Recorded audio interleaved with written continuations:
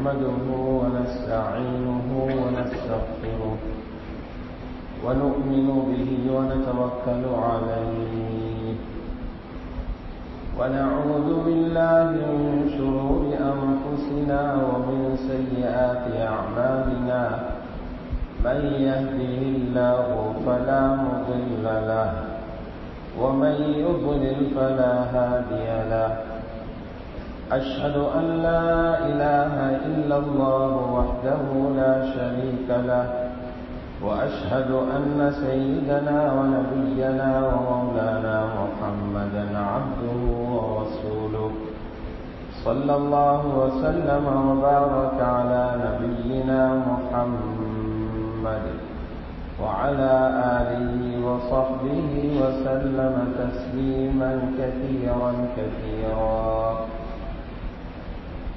أما بعد فيقول الله تبارك وتعالى في محكمه التنزيل أعوذ بالله من الشيطان الرجيم بسم الله الرحمن الرحيم والفجر وليال عشر والشفع والوتر والليل إذا يسر وقال الله تبارك وتعالى ليشهدوا منافع لهم ويذكروا اسم الله في أيام معلومات على ما رزقهم من بهيمة الأنعام فكلوا منها وأطعموا البائس الفقير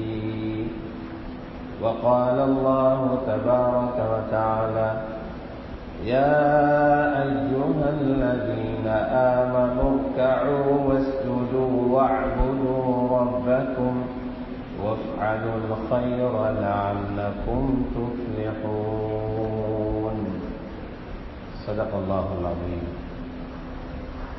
وقال رسول الله صلى الله عليه وسلم ما من أيام العمل الصالح فيهن أحب إلى الله من هذه الأيام يعني أشهر ذي الحجة قالوا ولا الجهاد في سبيل الله قال ولا الجهاد في سبيل الله إلا رجل خرج بنفسه وماله ثم لم يرجع بذلك من شيء أو كما قال رسول الله صلى الله عليه وسلم رواه مسلم.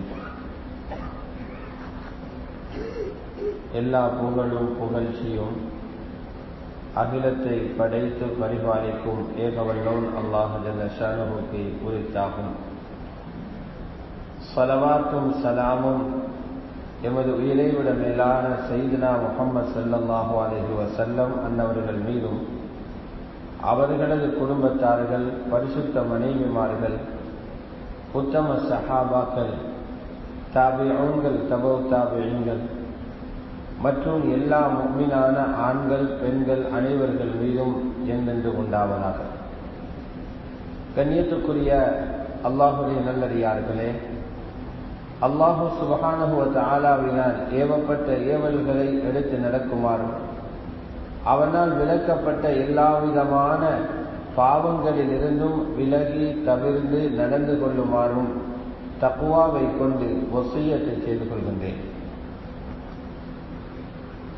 அல்லாஹுடைய நல்லடியார்களே, அல்லாஹு சுப்ஹானஹு வ தஆலா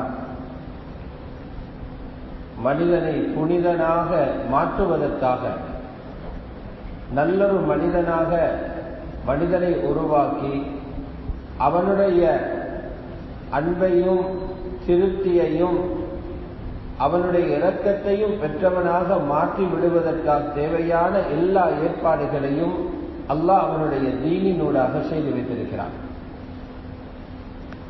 ஆகவேதான் அந்த தீன் மனிதனை பொறுத்தவரையில் மிகவும் உயர்ந்ததாகவும் தேவையானதாகவும் இருக்கிறது. அப்படியான அந்த தீனுடைய ஒரு பகுதியாக காலங்களை வைத்து மனிதனை சிறப்புப்படுத்துகிறார். நேரங்களை வைத்தும் மனிதனை அல்லாஹ் சிறப்புப்படுத்துகிறான். சில காலங்களை விட சில காலங்கள் சிறந்தது, சில நேரங்களை விட மற்றும் சில நேரங்களை அல்லாஹ் சிறந்ததாக ஆக்கி வைத்திருக்கிறான். ஏன் சிறப்பாக்கி இருக்கிறான் என்றால், அந்த காலங்களை சரியாக விழிப்போடு இருந்து வீடாக்காமல் கவனம் கொடுத்திருந்து யாரும் பயன்படுத்துகிறார்களோ அவர்களுக்கு மிகப்பெரிய வெகுமதியை கொடுப்பதற்காக. ஏன் நாங்கள் இந்த உலகத்திற்கு கடைசியாக வந்திருக்கின்ற உம்மத், இந்த உம்மத் கியாமத்திலே முதன்மையாக சுவர்க்கம் போக வேண்டிய உம்மத். அதற்கு காரணம் நபிமார்கள் ரசூல்மார்கள் அனைவர்களுக்கும் தலைவராக வந்த ஹஜ்ரத் முஹம்மது ஸல்லல்லாஹு அலைஹி வஸல்லம் அவர்களுடைய உம்மத்து என்பதனால், இது ரஹ்மத்து செய்யப்பட்ட உம்மத் என்பதனால் உலகத்துக்கு இறுதியாக வருகிறோம். ஆனால் மறுமையிலே முதலாக சுவர்க்கம் போகின்றோம். இந்த உம்மத் உலகத்துக்கு கடைசியானது, ஆனால் மறுமையில் முதன்மையாக சுவர்க்கம் போகக்கூடியது என்று ரசூலுல்லாஹி ஸல்லல்லாஹு அலைஹி வஸல்லம் அவர்களே சொல்லி இருக்கிறார்கள். அல்லாஹ்வுடைய நல்லடியார்களே, அதற்காக சில அமல்களை அறிமுகப்படுத்தி இருக்கிறார். அந்த அமல்களை யாரு கவனத்துடன் உள்ளத்தையும் பேணிக்கொண்டு நாவையும் பேணிக்கொண்டு தனது கல்விலே வரக்கூடிய எண்ணங்களையும் பேணிக்கொண்டு செய்கிறார்களோ அவர்களுக்கு கொடுக்கக்கூடிய கூலி அமலுடைய தரத்துக்குரிய கூலி அல்ல, அது அல்லாஹ்வுடைய இரக்கத்துக்குரிய கூலியாக கிடைக்கிறது. அல்லாஹ்வுடைய நல்லடியார்களே, எங்களுக்கு கூலி தருகின்ற முறையையும் முன்னால் வாழ்ந்த சமூகங்களுக்கு கூலி கொடுத்த முறைமையையும் ஹஜ்ரத் ரசூலுல்லாஹி ஸல்லல்லாஹு அலைஹி வஸல்லம் மிக அழகான ஒரு உதாரணத்திலே சொல்லி காட்டினார்கள். புகாரி ஷரீஃபிலே இடம்பெறுகிறது. அல்லாஹ்வுடைய ரசூல் ஸல்லல்லாஹு அலைஹி வஸல்லம் சொல்லுகிறார்கள், உங்களுக்கும் உங்களுக்கு முன்னால் வந்திருந்த யஹூதிகள் நஸாராக்களுக்கும் உதாரணம் எதை போன்றென்றால், ஒரு மனிதனுக்கு ஒரு வேலை இருக்கிறது. ஒரு நாளுடைய வேலை அவருடைய வீட்டிலேயோ கடையிலேயோ இருக்கிறது. அந்த வேலைக்காக ஒரு கூலிக்காரரை பிடிக்கிறார். அதற்கு ஒரு நாள் கூலியும் நியமிக்கப்படுகிறது. அந்த கூலிக்காரன் காலையில் இருந்து முகர்ந்தைய நேரம் வரைக்கும் வேலை செய்கிறான். அத்தோடு அவன் வேலையை முடித்துக் கொண்டு திரும்புகிறான். இப்பொழுது அந்த முதலாளி எஜமானன் அவருக்கு அரை நாளுடைய கூலி கொடுக்கிறார். ஏன் முழு நாள் வேலை செய்யல, அரை நாளுடைய கூலி கொடுக்கிறார். ஆனால் வேலை இன்னும் எஞ்சி இருக்கிறது. அதற்காக இன்னொரு கூலிக்காரரை அமர்த்துகிறார். அவர் துஹரில் இருந்து அசர் வரைக்கும் வேலை செய்துவிட்டு அசரோடு திரும்புகிறார். அவருக்கு ஒரு கால் நாளினுடைய கூலி கொடுக்கப்படுகிறது. இன்னும் வேலை எஞ்சி இருக்கிறது. மூன்றாவது ஒரு கூலிக்காரரை பிடிக்கிறார். அவர் அசரில் இருந்து மக்ரிப் வரை ஒரு குறுகிய நேரம் வேலை செய்கிறார். ஆனால் ஆச்சரியம் என்னவென்றால், மூன்றாவதாக வேலை செய்த கூலிக்காரருக்கு முழு நாளினுடைய சம்பளத்தை அந்த எஜமானன் கொடுக்கிறார்.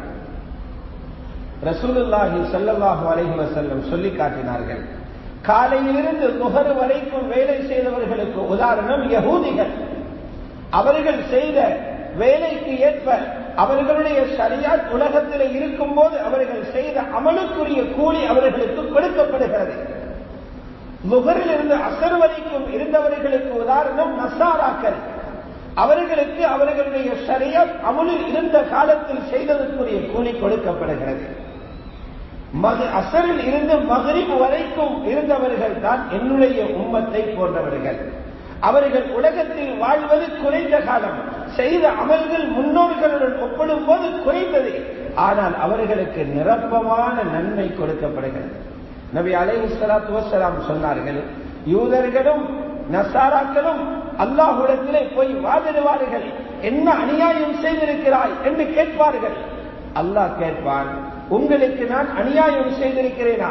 இல்லவே இல்லை. நீங்கள் செய்த வேலைக்குரிய கூலி உங்களுக்கு தரப்பட்டிருக்கிறதா இல்லையா? அவர்கள் ஆமென்று சொல்வார்கள். உங்களுடைய வேலைக்குரிய அமலுக்குரிய கூலி தரப்பட்டிருக்கிறது. ஆனால் அவர்கள் சொல்வார்கள், அதல்ல பிரச்சனை, எங்களுக்கு பின்னால் வந்தவர்களிடம் கொஞ்சமான வேலை வாங்கிக் கொண்டு நிரப்பமான கூலி கொடுத்திருக்கிறாயே. அல்லாஹ் சொல்லுவான், அதனை பற்றி கேள்வி எழுப்புகின்ற உரிமையே உங்களுக்கு இல்லை. கூலி கொடுப்பது என்னுடைய சிறப்பு, அது என்னுடைய கௌரவம், என்னுடைய கொடை தன்மை. நான் நாடியவர்களுக்கு நாடிய தொகையை, நாடிய அளவை கொடுப்பேன் என்று அல்லாஹு சுப்ஹானஹு வ தஆலா நாளை கியாமத்திலே அவர்களுக்கு பதில் சொல்வார் என்று ஸல்லல்லாஹு அலைஹி வஸல்லம் சொன்னார். அந்த முழுமையான கூலி கொடுக்கப்படுகின்றவர்கள் தான் நானும் நீங்களும். ஹஜ்ரத் முஹம்மது ரசூலுல்லாஹுடைய உம்மத். ஆனால் நானும் நீங்களும் சந்தர்ப்பங்களை விளங்கிக் கொள்ள வேண்டும், காலத்தை புரிந்து கொள்ள வேண்டும்.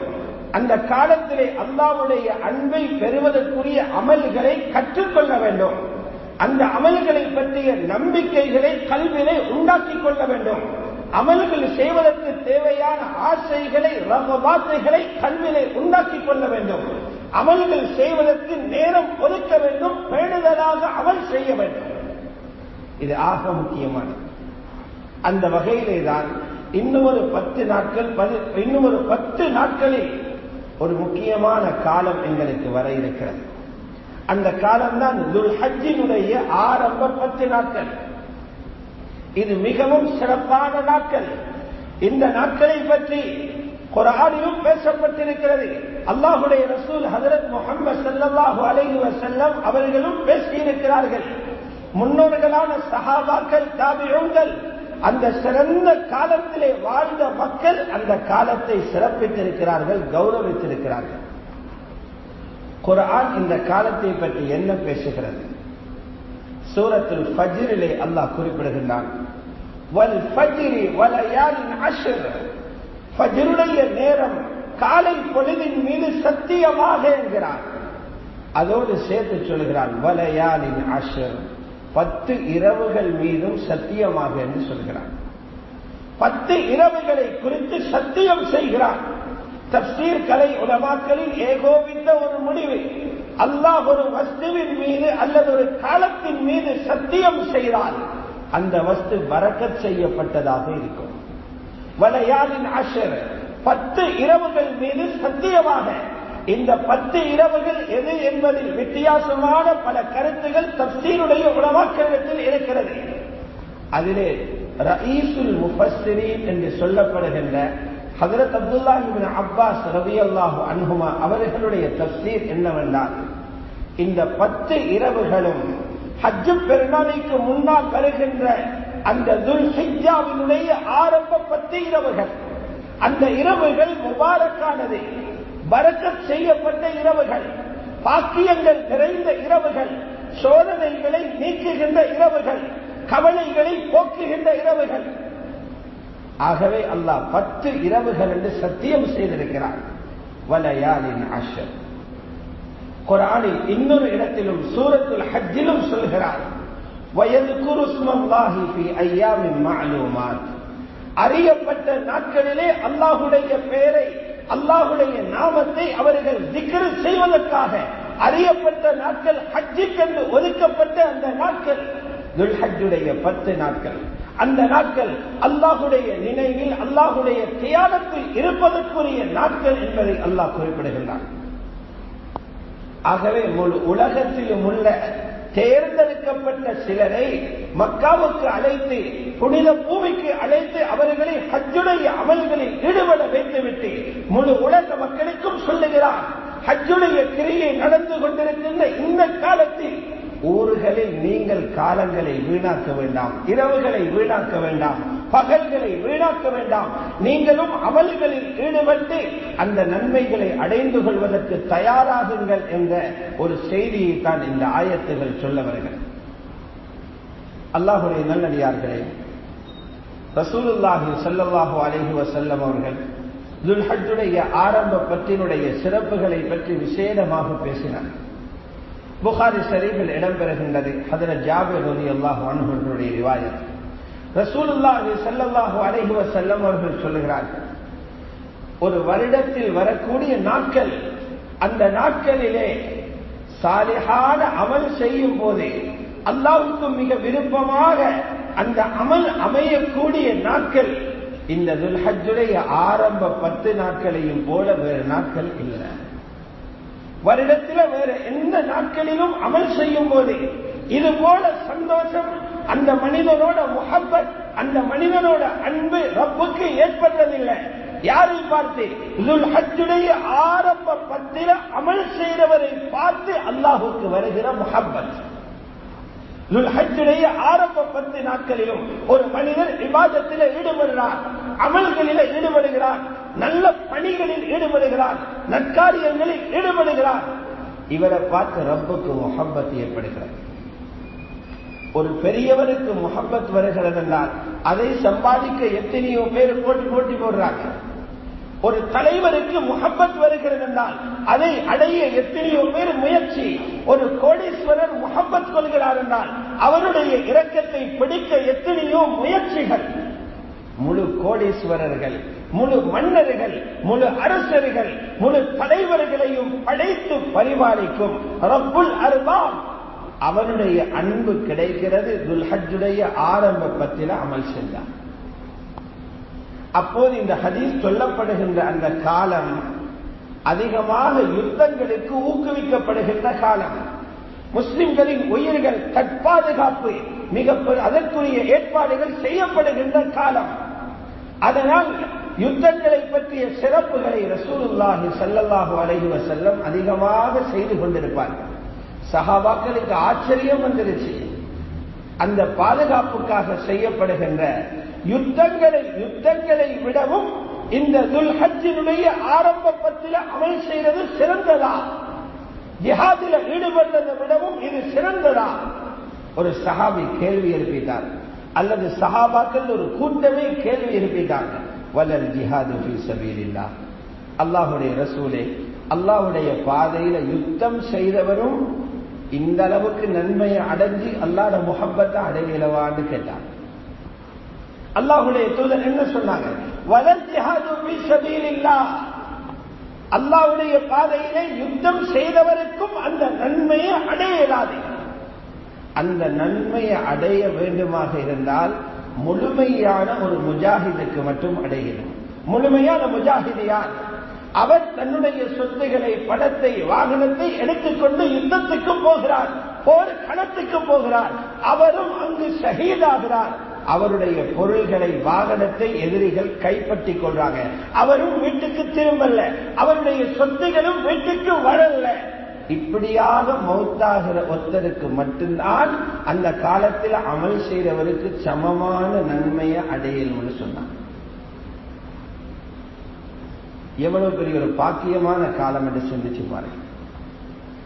எவ்வளவு பெரிய சந்தர்ப்பங்கள் இருக்குகின்ற ஒரு காலம் என்று நினைச்சு பாருங்க. குர்ஆனும் இதனை பற்றி பேசுகிறது. முன்னோர்களான நல்லவர்கள் இந்த காலத்தை பாதுகாத்தார்கள், கௌரவப்படுத்தினார்கள். அதனால் உலகத்தில் சந்தோஷமாக வாழ்ந்துட்டு போனாங்க. அவங்களுக்கு மனைவிமார்களுடையும் சந்தோஷம் இருந்தது. பிள்ளைகளையும் உலகம் போற்றும் பிள்ளைகளாக வாழ வைத்து விட்டு போனார்கள். இன்றைய காலத்தை போன்று கருவிகள் இல்லாத காலம், விஞ்ஞான வளர்ச்சி இல்லாத காலம், டெக்னாலஜி இல்லாத காலம். ஆனால் இந்த காலத்தை போன்று சீரழிந்த பிள்ளைகளை உலகத்தில் உருவாக்கிட்டு போகல. சமூகம் போற்றும், உலகம் போற்றும் சிறந்தவர்களை உருவாக்கிட்டு போனாங்க. ஏன்? இது போன்ற சந்தர்ப்பங்களை அந்த முன்னோர்கள் பாலித்துக் கொண்டதனால் அல்லாஹ்வுடைய இரக்கத்தை அடைந்து கொண்டார்கள். அல்லாஹ் அவர்களுக்கு வழிகாட்டினான், அவர்களுக்கு பரக்கத் செய்தான், பிள்ளைகளுக்கு பரக்கத் செய்தான், வீடுகளில் பரக்கத் செய்தான். நாங்கள் இந்த சந்தர்ப்பங்களை உலகத்தை காட்டி காட்டி, கடையை காட்டி, தொழிலை காட்டி, வீட்டை காட்டி, குடும்பத்தை காட்டியே நாள்களையும் நேரங்களையும் மண்ணாக்கி உலகமும் சீரானதில்லை, மறுமையும் சீரானதில்லை. அபு உஸ்மான் அன்-நஹ்தி ரஹ்மத்துல்லாஹி அலைஹி தாபிஈன்களில் மிக முக்கியமானவர். அந்த தாபிஈ சொல்றாரு, அவர் எத்தனை சஹாபாக்களை பார்த்திருப்பாரு. பல சஹாபாக்களிடமிருந்து ஹதீஸ்களை அறிவித்தவர், சஹாபாக்களுடைய பயான்களை கேட்டவர் அபு உஸ்மான் அன்-நஹ்தி. அவர் சொல்றாரு, கானூ யுஅப்திமூன ஸலாஸ், எங்கட முன்னோர்கள் சஹாபாக்கள் 3 காலங்களை கண்ணியப்படுத்துவாங்க. அதிலேயும் 3 பத்துகள், 3 பத்துகளை ஒவ்வொரு வருஷமும் கௌரவப்படுத்துவாங்க. முதலாவது முஹர்ரம் மாதத்தினுடைய முதலாவது 10, இரண்டாவது ரமதானுடைய கடைசி 10, மூன்றாவது துல் ஹஜ்ஜுடைய ஆரம்ப 10. முஹர்ரம் முதலாவது 10, ரமலானுடைய கடைசி 10, துல்ஹிஜ்ஜாவினுடைய ஆரம்ப 10, இந்த 10 நாட்களையும் எங்கள முன்னோர்களான சஹாபாக்கள் கௌரவப்படுத்தக்கூடியவர்களாக இருந்தாங்க. அமல்கள் மூலம் அந்த நேரங்கள் வீணாகிவிடக் கூடாது அல்லது பாவங்களில் கழிந்துவிடக் கூடாது என்பதில் ரொம்ப கவனமாக இருந்தார்கள் என்று ஒரு தாபிஈ தகவல் தருகிறார்கள் என்றால், அந்த மூதாதையர்களை நாங்கள் வழிபட பின்பற்ற எவ்வளவு தகுதியானவர்கள், தேவையுள்ளவர்கள் என்பதை புரிந்து கொள்ள வேண்டும். அல்லாஹுடைய நல்லடியார்களே, சரி, அந்த 10 நாட்களில எப்படியான அமல் செய்யணும்? புதிய புதிய அமல்களை உருவாக்க தேவையில்லை, அப்படி ஒரு வழிகாட்டல் வரவும் இல்லை. அல்லாஹுடைய தூதர் ஸல்லல்லாஹு அலைஹி வஸல்லம் வளமையாக செஞ்சு வந்த அமல்களை அக்காலத்தில் கவனத்தோடு செஞ்சாங்க சஹாபாக்கள். வளமையான அமல்களை கூடுதலான கவனத்தோடு செஞ்சுட்டாலே போதும். அதுல ஆக முக்கியமாக அந்த 10 நாட்களிலே 5 நேர தொழுகைகளையும் அவ்வல் தக்பீரோடு தொழுகிறது. 10 நாட்களில் 50 ஃபர்து தொழுகைகள் வரும். மற்ற நாட்களில் வேலைகள் இருக்கும்போது முன்பின்னாகலாம், வியாபாரத்துக்காக முன்பின்னாகலாம். துல்ஹஜ்ஜுடைய தலைப்பிறை தென்படுகிறது. அன்று மக்ரிபில் இருந்து 10 நாட்கள் முடியும் வரைக்கும் 50 நேர தொழுகை. இந்த 50 நேர தொழுகையும் மஸ்ஜிதில் இமாம் அல்லாஹு அக்பர் என்ற தக்பீர் கட்டும் போது நான் பின்னால் தக்பீர் கட்டுவேன் என்ற ஒரு உறுதி வர வேண்டும். சாதாரண அமல் அல்ல இது. ஆனால் மஸ்ஜிதுக்கு வரும்போது வெறும் மஸ்ஜிதுக்கு வருகிறேன் என்று வராதீங்க, இன்னொரு எண்ணத்தையும் மனதில கொண்டு வாங்க. பல லட்சங்கள் செலவழிச்சு எங்க நாட்டிலிருந்து 3000க்கு மேற்பட்டவங்க ஹஜ்ஜிக்கு போறாங்க. நாட்டில் 1000க்கு ஒரு ஆள், 30 லட்சம் முஸ்லிம்கள், சுமாராக 30 லட்சம் முஸ்லிம்கள், 3500 பேருக்கு ஹஜ்ஜுடைய அனுமதி. 2 மில்லியன் 20 லட்சம் ஹஜ்ஜாஜிகள் கொண்டு கொள்றாங்க.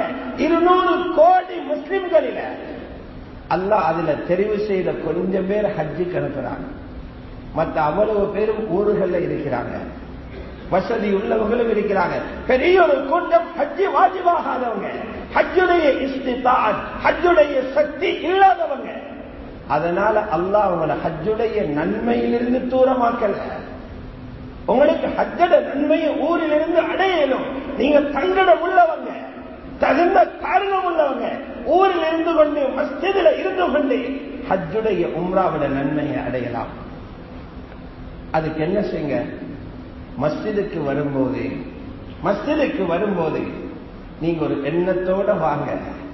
ஒரு எண்ணம் தான், அந்த எண்ணத்துக்கு காசு செலவாகாது, அந்த எண்ணத்துக்கு வேறு சின்ன தேவையில்லை, அந்த எண்ணத்துக்கு புஸ்தகம் பெருட்ட தேவையில்லை, அந்த எண்ணத்துக்கு வாகனம் பிடிக்க தேவையில்லை. ஒரு எண்ணம்.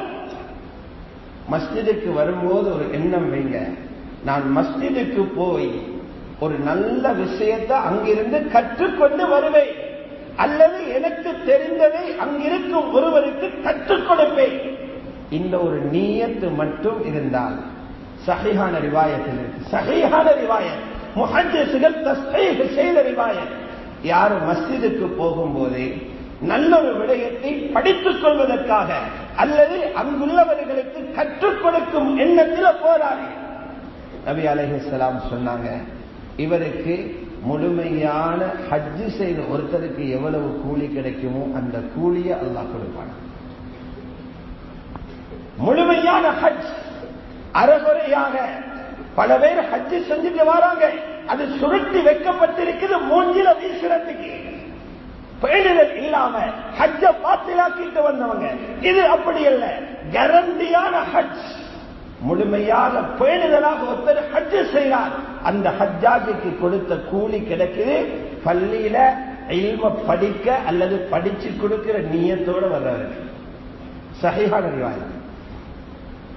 இந்த 50 நேர தொழுகையில வச்சுட்டு வாங்க, 50 ஹஜ்ஜட கூலி கிடைக்கும். என்ன செலவாயிச்சு, என்ன உடல்ல குறைஞ்சு போச்சு, என்ன பாரத்தை தூக்க போறோம். ஆனால் ஷைத்தான் விடமாட்டான். ஷைத்தானுக்கு தெரியும் அந்த பொய் தான் எந்த முயற்சிகளை பாழாக்கிறது. இவனுக்கு அந்த எண்ணத்தை வரவிடக் கூடாது. அவசரத்தை உண்டாக்கி இவனை தொலை வச்சுட்டு அனுப்புவோம், அந்த எண்ணத்தை வரவிடக்கூடாது. இது துல்ஹஜ் 10 மட்டுமல்ல, முழு வருஷத்திலையும் ஹஜ்ஜட கூலி உங்களுக்கு அடையிறதுக்கு. இரண்டாவது ஒன்றும் செய்யணும். நீங்க தொழுகைக்காக வர்றீங்க, 5 நேரம் தொழுகை, சலாம் கொடுத்த உடனே ஓடிடாதீங்க. சலாம் கொடுத்தோன்னு உட்காருங்க. ஒரு 5 நிமிஷத்துடைய ஒரு அமல், 5 நிமிஷத்துடைய அமல்.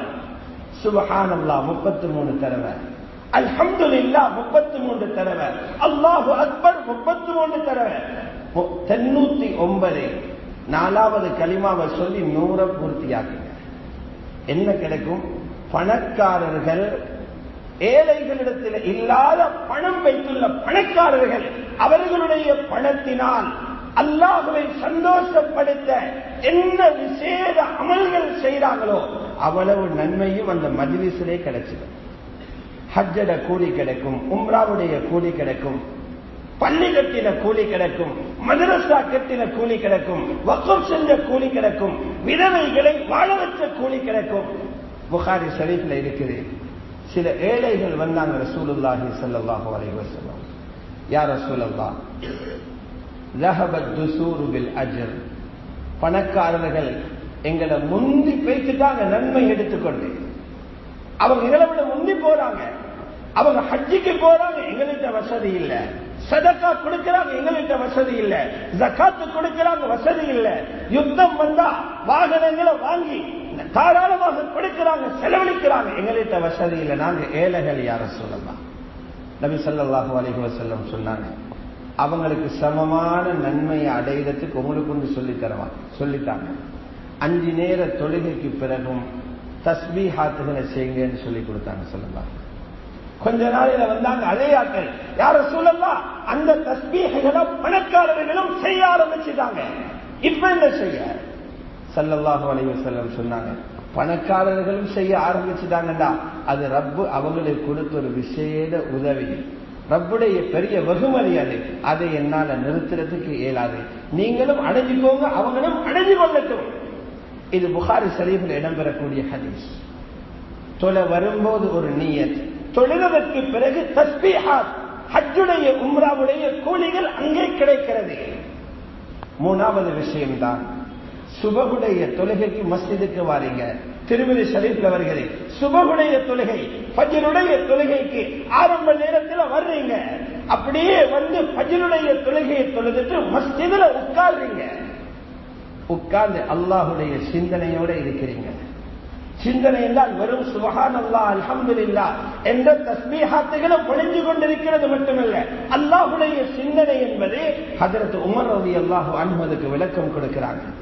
அல்லாஹ்வை வழிபடும் எல்லா அமல்களுக்கும் ஜிக்ர் என்று பெயர். குல்லு முத்தீஇன் ஸாகிர், ரப்புக்கு வழிபடுகிற ஒவ்வொருத்தரும் ஜிக்ர் செய்றாங்க. குர்ஆனில குத்பா ஓதுறதையும் ஜும்ஆ தொழுவிக்கிறதையும் ஜிக்ர் என்று தான் சொல்லப்பட்டிருக்கிறது. இதா நூதிய லிஸ்ஸலாத்தி மின் யௌமில் ஜும்ஆ, ஜும்ஆவுடைய நாளையில பாங்கு சொல்லப்பட்டால் ஃபஸ்அவு இலா ஸிக்ரில்லாஹ், அல்லாஹ்வுடைய ஜிக்ரின் பக்கம் விரைந்து வாங்க. ஜும்மாட பாங்கு சொன்னா ஜிக்ருக்கு விரைந்து வாங்க.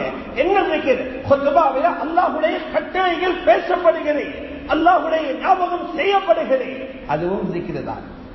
குர்ஆனுக்கும் ஜிக்ர் என்று சொல்லப்பட்டிருக்கிறது. அல்லாஹ்வுடைய நல்லடியார்களே, ஆகவே சூரியன் உதயமாகும் வரைக்கும் அல்லாஹ்வுடைய சிந்தனையில இருக்கிறார்.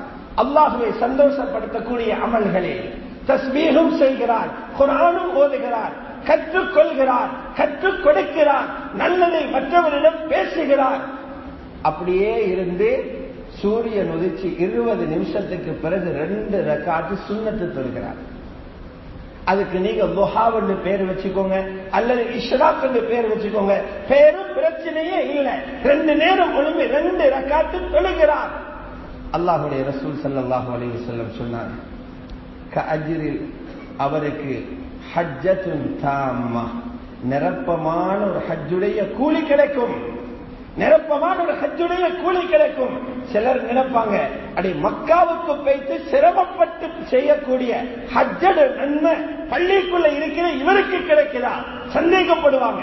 அதனால ஸல்லல்லாஹு அலைஹி வஸல்லம் அந்த சந்தேகத்தை உடைச்சி எரியறதுக்காக 3 தடவை சொன்னாங்க, தாம்மா தாம்மா தாம்மா, முழுமையான கூலி, முழுமையான ஹஜ்ஜுடைய கூலி என்று சொன்னாங்க ஸல்லல்லாஹு அலைஹி வஸல்லம். இந்த 10 நாளிலே கவர் பண்ணலாம். 10 ஹஜ்ஜோட கூலி 1.5 ஹவர்ல அடைஞ்சு கொள்ளிடும். 10 ஹஜ்ஜுடைய கூலி. அந்த நேரத்தை மஸ்ஜிதுல செலவழிங்க, மஸ்ஜிதுல செலவழிங்க. முதல் 10 நன்மையை கொள்ளையடிக்கிற முறைகள் இது. 2வது அமல், இந்த நாட்களில் அதிகமாக அல்லாஹ்வை தஸ்பீஹ் செய்ய வேண்டும். ஹஜ்ரத் ஜாபிர் ரலியல்லாஹு அன்ஹு அவர்களுடைய அந்த ரிவாயத்தில் தொடர்ந்து வருகிறது. இந்த 10 நாளுடைய சிறப்பை சொல்லிவிட்டு ஸல்லல்லாஹு அலைஹி வஸல்லம் சொன்னார்கள், فَأَكْثِرُوا فِيهِنَّ مِنَ التَّسْبِيحِ وَالتَّكْبِيرِ وَالتَّحْمِيدِ. இந்த 10 நாட்களில் அதிகமாக தஸ்பீஹ் செய்யுங்க, சுப்ஹானல்லாஹ் சொல்லுங்க, அல்ஹம்துலில்லாஹ் சொல்லுங்க, அல்லாஹு அக்பர் சொல்லுங்க என்று சொன்னாங்க. மேலும் சொன்னாங்க, அல்லாஹ்வுடைய zikr-ல அதிகமாக ஈடுபடணும்னு சொன்னாங்க. குர்ஆனிலே வந்துச்சு, இந்த 10 நாட்களும் அல்லாஹ்வுடைய பெயரை நினைவு கூறுவதற்காக வந்துச்சு. உலமாக்கள் எழுதுறாங்க, ஜிக்ர்களில் ஆக சிறந்தது அல்லாஹ்வுடைய குர்ஆன். ஆக இமாம்கள் அறிஞர்கள் எழுதி இருக்கிறாங்க, இந்த 10 நாட்களிலும் ஒரு குர்ஆனையாவது ஓதுறதுக்கு ஒவ்வொரு முஸ்லிமும் முயற்சி செய்யணும். சிறப்பான இந்த 10 நாட்களில் இது ஜிக்ர்களில் உயர்ந்த ஜிக்ரை ஹயாத்தாக்கிறது. தஸ்பீஹும் செய்ய வேண்டும், தஹ்மீதும் சொல்ல வேண்டும், தக்பீரும் சொல்ல வேண்டும், ஸலவாத்தும் அதிகமாக சொல்ல வேண்டும், இஸ்திக்பாரும் அதிகமாக செய்ய வேண்டும்.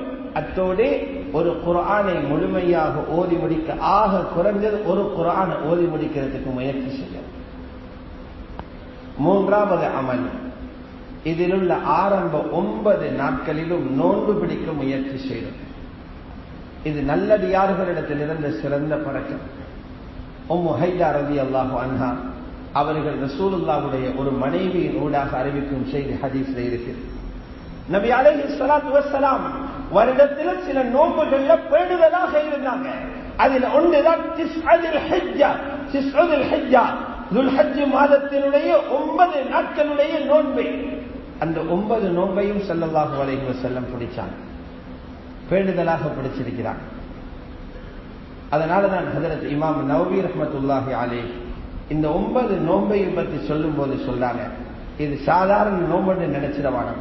யுஸ்தஹப்பு இஸ்திஹ்பாபன் கஸீரா, இது அதிகமாக விரும்பப்படுகின்ற அதிகமான ஒரு முக்கிய சுன்னத்தாக முஸ்தஹப்பாக கருதப்படுகிற ஒரு நோன்புதான் துல்ஹஜ்ஜுடைய ஆரம்ப 9 நாட்களுடைய நோன்பு. எல்லாம் பெண்களை ஊக்குவிக்கலாம், வீட்டில் உள்ள பெண்களை ஆர்வப்படுத்தலாம், ஆண்களும் நோன்பு பிடிக்கலாம். 9 நோன்பு.